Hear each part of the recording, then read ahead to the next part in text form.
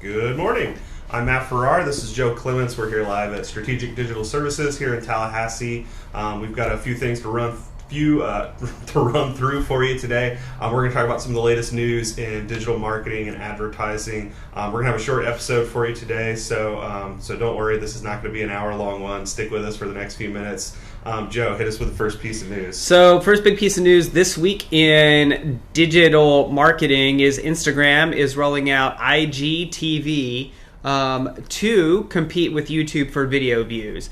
The play here is straight up. It's available now, so if you haven't gotten it yet, update your Instagram app. It's a fun little TV icon in the top right corner of your news. Yeah, let you go up to an hour. Is that what it was? Mm-hmm. An hour of long-form video content targeted at creators.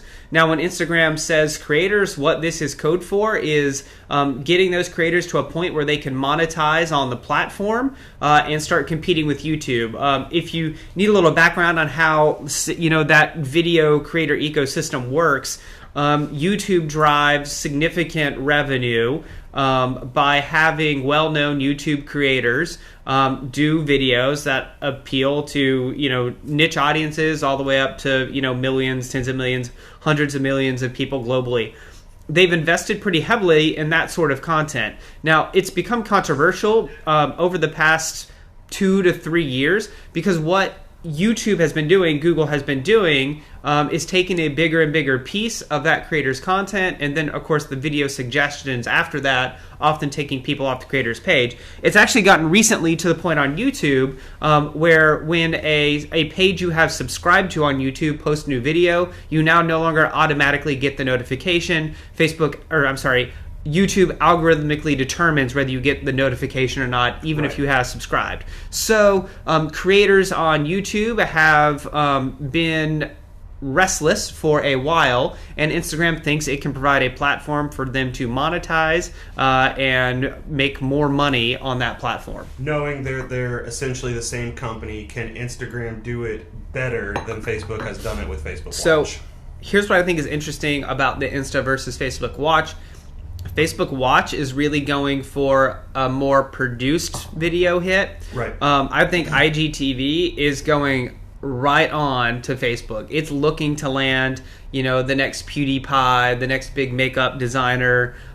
You kind of run down the list of those YouTube celebrities. It's looking to pull them over. They never really were on Facebook because there wasn't an ad model on Facebook that let them monetize on Facebook. Like YouTube would run, interstitials in their ads or pre-roll ads on their videos. So they never had the option to on the Facebook platform. In this case, they're looking to give you the option on the platform. Matt, I actually haven't played with this yet. What was your thoughts in the app? I spent maybe 30 seconds with it. It's well done, right? I mean, there's not a lot of people that are creating the long-form content for it yet. Gary Vaynerchuk, who we're all huge fans of around here, we love you, Gary, obviously was on top of it from the very beginning. His team's been working, I think, with Instagram for a few weeks now. So the moment it launched, his team had long-form video content ready for his Instagram page. I did see this morning a couple of my friends had started exploring it already, but I mean, it's literally a brand new product. It came out yesterday while you and I were in the car. So I think, in terms of the infancy of it, it's 1 day old. I think it's going to be a really interesting product. I'm interested to see what brands do with it, right? Not just people like, PewDiePie or a makeup artist out there that's trying to monetize for themselves. I'm interested to see what brands, go deep and sponsor, either hire someone themselves to become the face of their brand on Instagram, or go out and do partnerships with other and that's where I think it actually becomes valuable is in that influencer world. I think it only works for a certain type of creator from YouTube. If you're the type of YouTube creator that did how-to videos or something like that, I don't think the search functions on this and discovery functions are going to be quite as robust where people they come to YouTube to learn things from time to time. I don't think you'll find that here. I think this will be for people who've built a little bit of a name, and people find them on, go to find them on Instagram. Yeah. Excellent. Well, let's move on to the next one. So next, and staying in the Facebook ecosystem, is Facebook introduces a subscription model for their group's product. That group's product has been around for a long time. It's really picked up steam in the past 12 to 18 months. A lot of these groups are getting big. They're high value. There hasn't been a clear way to monetize on them. You can't run ads against them. So Facebook is now letting group, they're piloting it now, advertise for between $4.99 and do subscriptions for between $4.99 and $29.99 a month. Okay, so on a monthly basis, yeah, that makes a lot of sense. I wish that product had existed 6 or 7 years ago when I was doing a lot of activity in Facebook groups and searching for a membership program out there on the internet. There's a lot of them now, right? You can do it easily inside of a WordPress site or some other things, but I actually was doing a lot of work in this space 6 or 7 years ago. I wish that this product had existed. I think it's going to be interesting now to see if people use it, especially in the nonprofit world. I think podcasts are a really interesting concept to use this like closed group feature where you have to pay for it. I think I've mentioned on here before, one of the podcasts that I'm a big fan of, In the Dark, that's in the middle of its second season right now, has a closed group for people that donate to the show. Yeah. Right? It's a public radio show. It's based out of Minnesota, so they need donations to keep it going. But it's kind of a clunky process. So you have to go to the website, you have to donate, then you have to request access to the Facebook group, and you have to give them the same email address that you requested access with, that you donated with, and then they have to approve you. Right? In this model where they want to get $5, $10, $15, $20 out of you on a monthly basis to support the program, that all happens inside of the Facebook ecosystem now, right? I think you just charge people, $15 a month or $20 a month to be on the inside of this ecosystem of donors. Yeah, look, I think this could be a big new platform for people in the professional services space and the consulting space, Yeah, because now you can take somebody who is, I don't know, let's say you're a great model rocket builder and you have a following of 10,000 people on, YouTube, or an email list of 10,000 people. Actually, that's probably, I just, thinking through this a little more, this lets people directly monetize high-value email lists. Yes. So if you have an email list that, you're using to drive top of funnel, you could now do additional value adds for $4.99, $5.99, $6.99 a month, Sure. and provide like direct consulting, direct to your group content. Even for the type of business we run in digital services, this lets you scale that service like you never could before, because you can have 1,000 people paying $5.99 a month, and then they get in and ask questions, and you can have a staff of people that answer their questions. A course or an education platform. Yeah, I agree with that. I think it's interesting too to look at. Obviously, we do a lot of political work. I think it could be interesting as as an insider core group for a political candidate or elected official, right?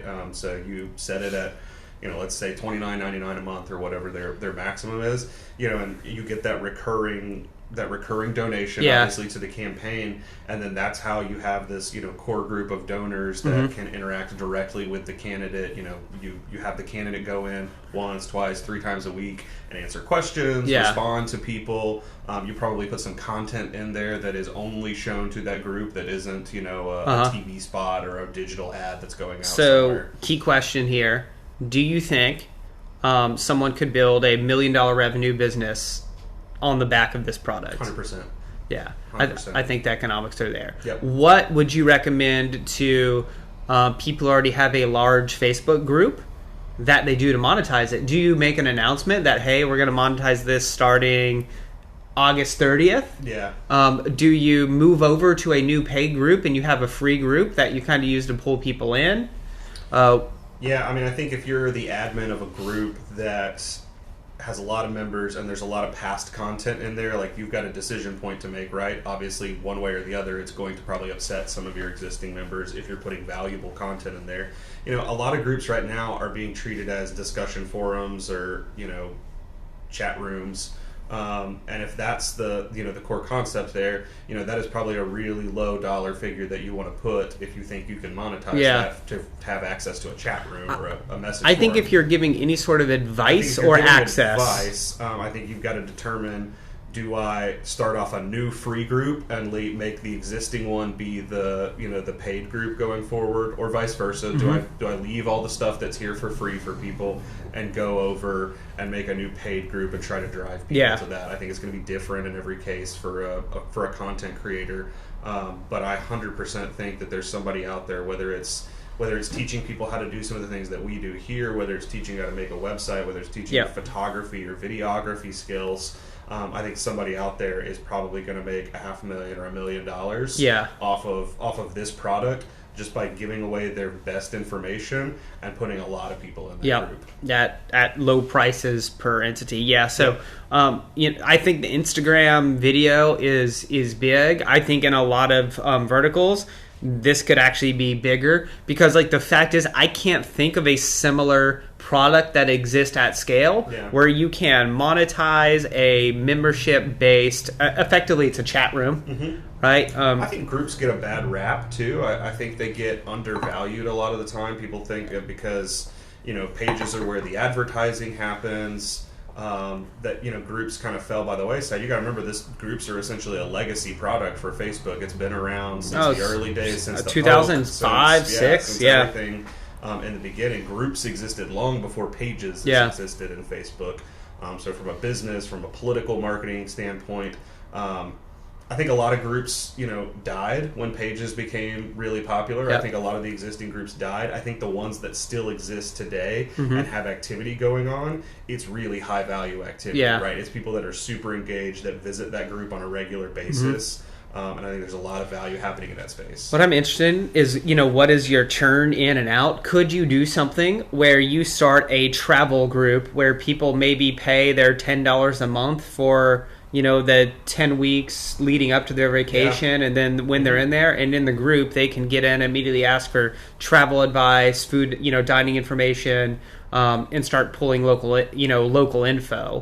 Could you be able to, I don't know, Boston the locals way, where you have 5 people that work for your company, or 4 people, and all they do is answer questions in there all day about what to do in different parts of Boston. I like it. I think it's a super interesting model. I think all sorts of folks in the travel industry could use it really effectively. I think there's a lot of industries that could create a lot of value by channeling those discussions on a subscription-based model. I have a question. Yeah. Not in the comments, just a personal question. Sure. Like, what do you think happens to the in the dark closed group? Like you're talking, like, do you think, what they switch models? It's working pretty well for them, right? So it's just clunky. I'm sure that if we think about the marketing funnel, where you start by people hearing the podcast, hearing that there's an opportunity if they give $50 or whatever it is that they can get in this closed group, I'm sure they're getting a lot of drop off midway through, because it's a clunky experience. You have to go to this separate mobile web page, you have to enter your credit card information, then you have to make sure you get to the right group page on Facebook, and then you have to enter your email address, make sure it's the same email address you signed up for your donation This with. cuts a ton of friction. And then you wait, right? 12 hours, 24 hours, 48 hours for someone to get in and see that you've requested access and approve you. So it makes it easier on the customer, but it also makes it easier on the admin of that group as well, because there are a whole lot of steps they don't have to take now.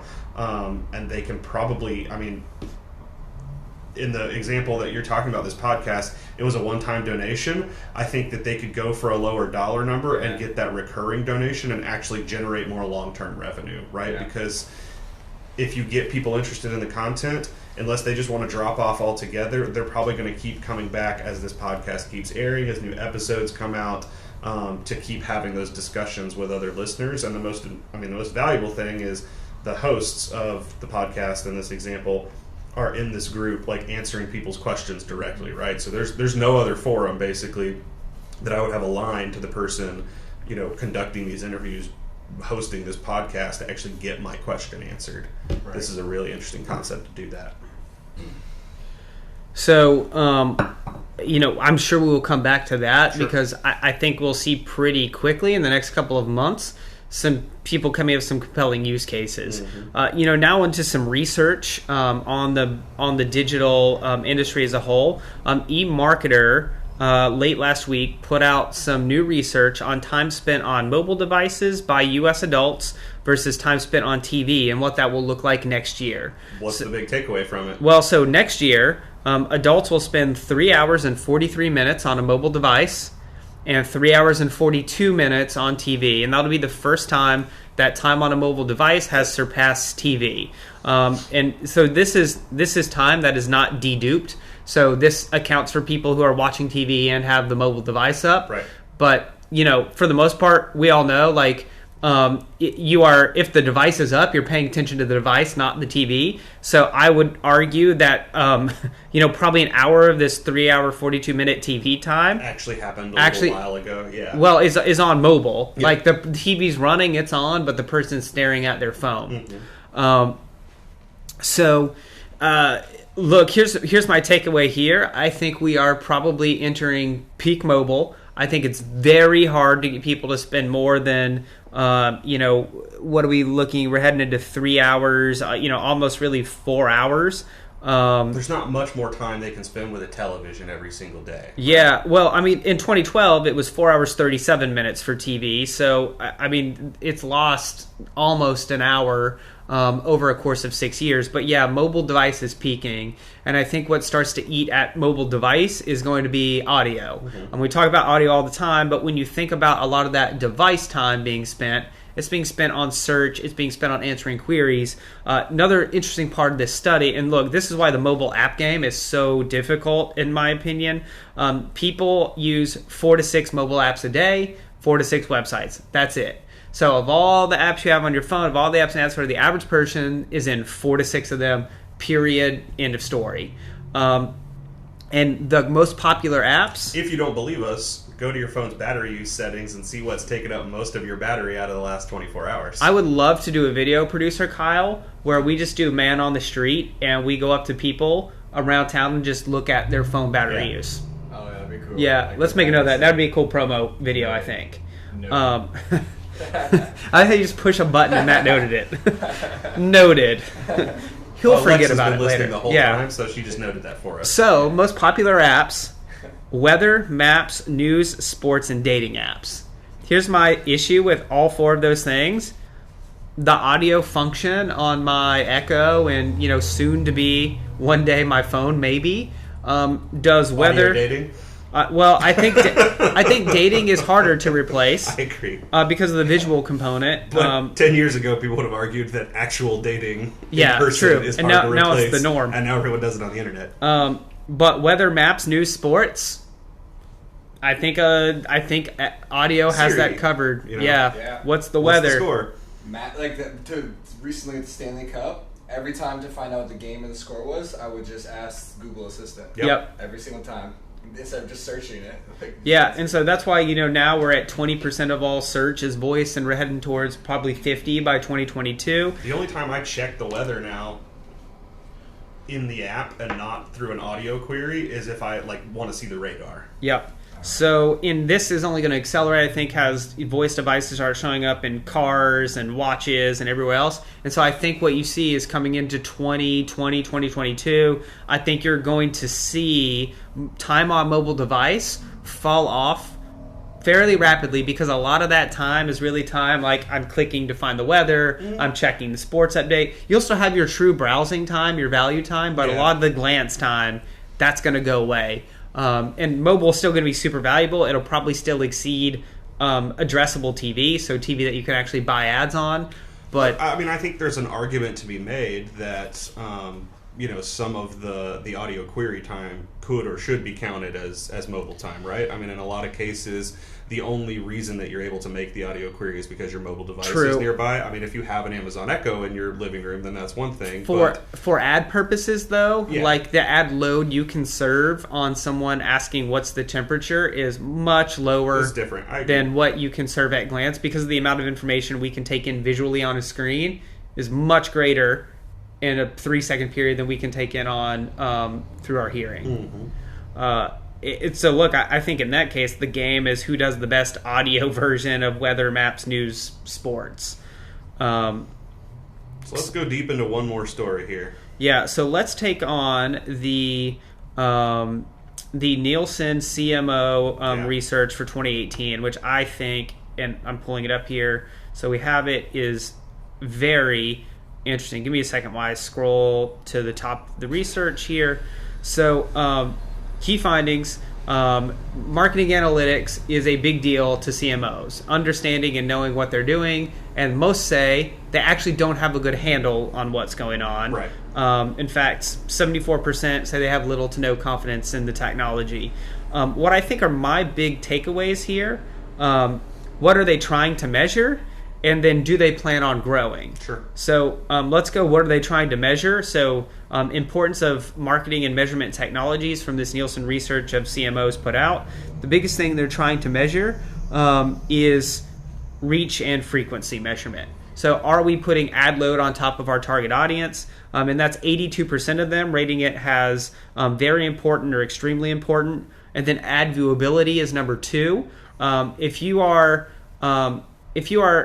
newer to thinking about digital marketing, a big thing in the industry for a long time has been, is the ad viewable? The way an ad impression is counted is if that ad displays. But as we know, given display sizes, how quickly people move through news feeds, like seeing an ad and an ad loading onto a page are very different things.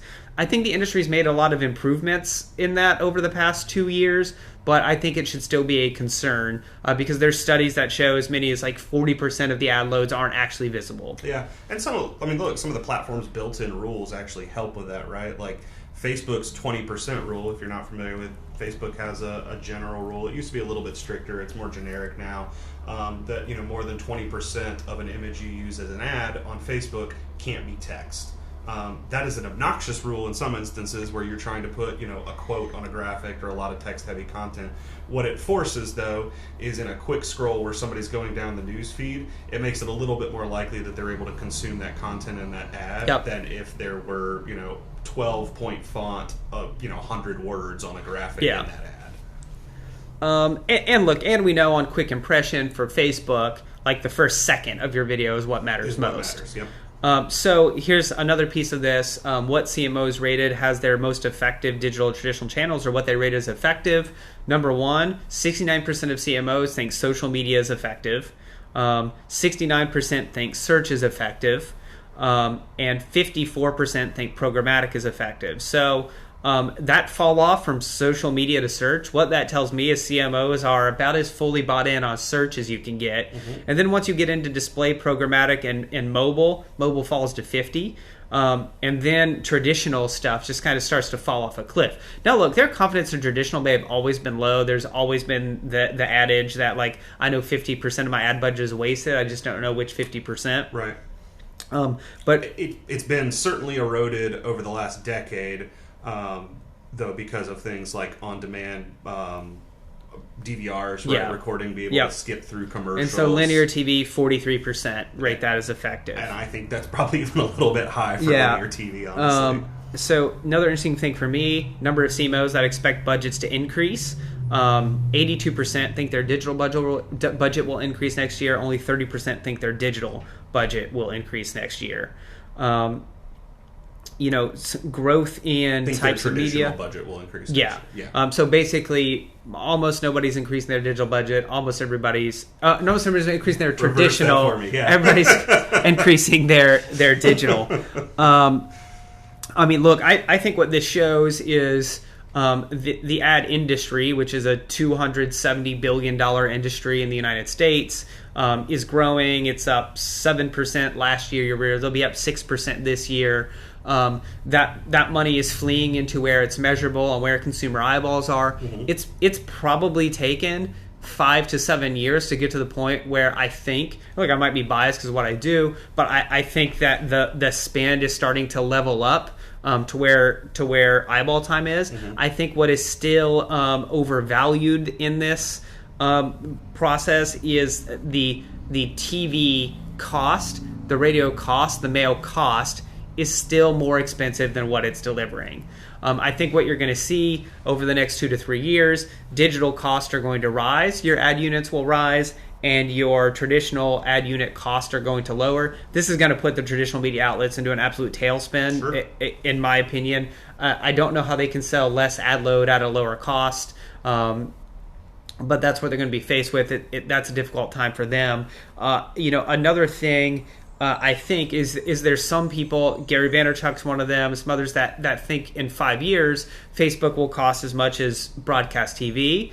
I do not think that is the case for one reason, because the supply side of Facebook ads, of mobile ads, of YouTube ads is much, much higher than the supply side of any broadcast or cable television. Yes. You can deliver, 20 ad spots an hour on network TV.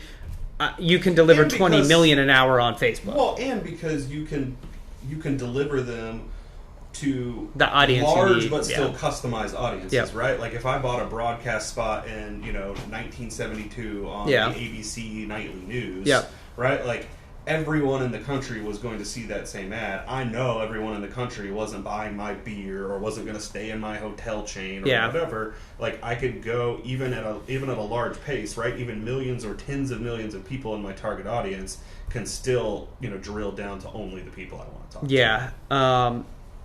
So TV CPMs are like $60 to $90.